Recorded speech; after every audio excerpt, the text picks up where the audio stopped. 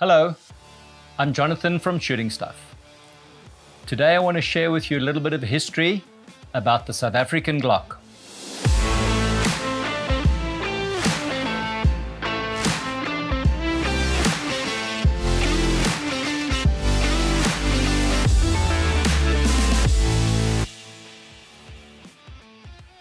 One of the early official importers of Glock pistols was Continental Weapons, based in Midrand between Johannesburg and Pretoria. And at one point they brought in sub-assemblies, possibly as a way of saving some costs or some duties. But the bottom line is, at the end of the day, we've got a South African Glock. This particular model is a Glock 17. And we know it's a South African Glock because it says so. The serial number starts RSA. RSA 64 and some change. So all of these parts, the frame, the slide and the barrel, have the correct number. In the old Glock Tupperware box, this is a third generation Glock. So probably from the mid to late 90s, one of the earlier Gen 3 pistols that was produced.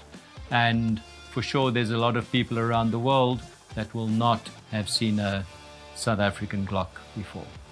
Quite interesting, quite unique, and I'm very glad that I managed to find one of these, especially in a Glock 17, which is the basis of all the Glock models. The other one on the table, and there's a pop quiz to see who can spot the obvious error. Leave your comments below and tell me what's wrong with this package.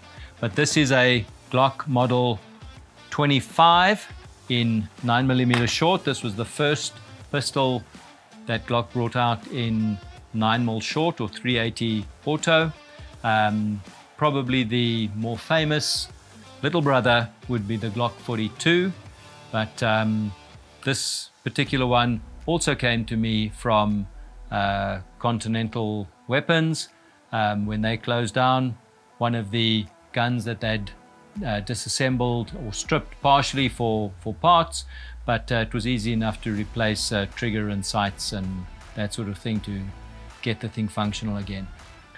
What's interesting about the 9mm short version is the lockup is quite different compared to the more powerful 9mm para, and it's more akin to a blowback. It's still got the tilting barrel, but the lack of the sharp ridge over here is required because of the lower power cartridge to allow the lockup to handle or to begin quicker and easier, and the system is not locked up until the bullet leaves the barrel. It can start recoiling immediately.